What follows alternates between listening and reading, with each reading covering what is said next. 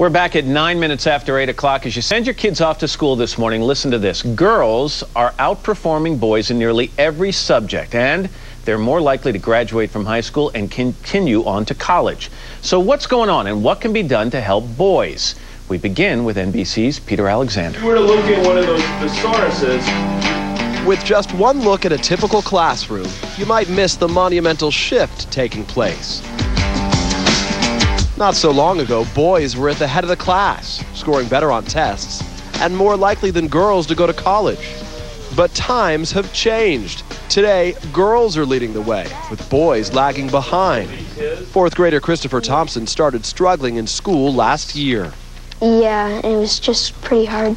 Miss McCarthy taught us this way to plan. It's called Casper. Chris has always been a great student, and the issue was primarily around writing. There it was. Fourth grade boys like Christopher are increasingly falling behind girls nationally in reading and writing skills, and the gap is growing. Girls are just totally lapping boys. In the last 30 years, all of the educational gains made in the United States have been made by girls.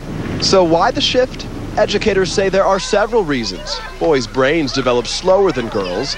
They're active learners who don't do as well just sitting at their desks. And boys are not finding enough good role models. So some schools, like Douglas Elementary in Boulder, Colorado, are taking steps to help boys catch up. Teachers no longer just talk at the class. Instead, they're getting students to learn by doing, with hands-on activities. We really needed to support boys in being able to stay really engaged and involved and interested in the lessons at hand. So far, the new strategy is helping everyone. We put these interventions into place, and then after 1 year, our boys' score was had about 12 times the gain of the district average, and our girls had about 6 times the gain of the district average. Already, Christopher Thompson is doing better. I think schoolwork's a lot more fun now. These days, the latest challenge at schools, making sure no boys are left behind. For today, Peter Alexander, NBC News, Los Angeles. Newsweek magazine's Peg Tyre wrote this week's cover story. It's called The Boy Crisis. Peg, good morning. Nice to see you. Good morning. What a turnaround. 30 years ago, we would have been sitting in these chairs saying, what's the matter with girls? They're lagging behind in all these subjects.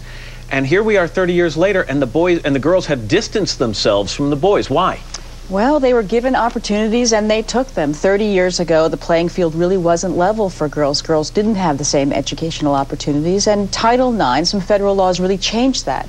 And girls got the opportunities. They went straight to the head of the class, and now boys are lagging a bit. And let's talk about what's happened. High school boys are losing ground to girls on standardized writing tests. The number of boys who said they didn't like school rising 71% between 1980 and 2001. And how about this? In colleges, where boys used to represent 58% of the enrollment, now 44%. So, boy, that's a dramatic change. It really is striking when you look at it.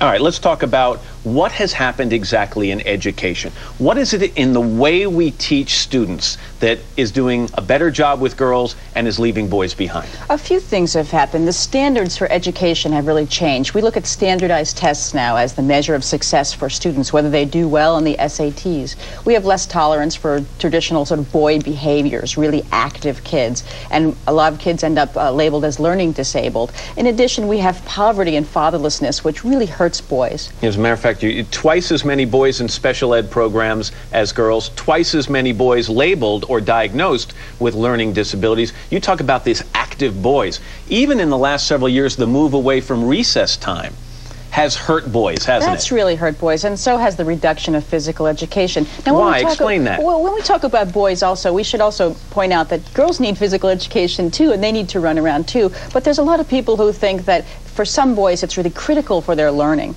The way the girls handle school, they sit longer, they have better patience, better attention span, and from what I read in your article, their behavior is now being labeled as the gold standard when it comes to the way students should behave in school.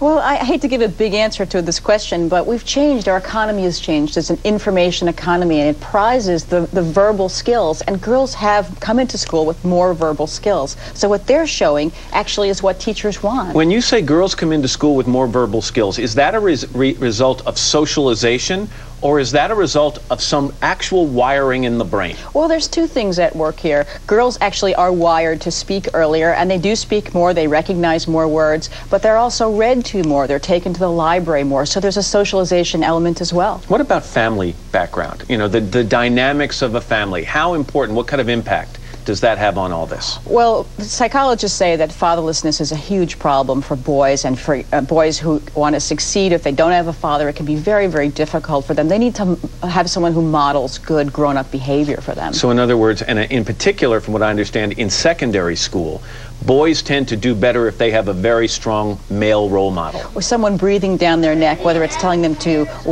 tuck in their short or get to school on time. It's very important. So I'm the father of a boy and a girl.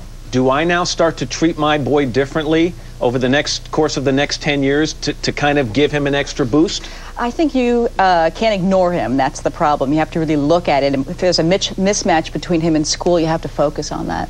It's a fascinating article, as I said. It's fascinating not only for parents of boys, and you have 2 boys, but even if you have just girls, it certainly sheds new light on the situation. Peg Tyrer, thanks so much. Thank you.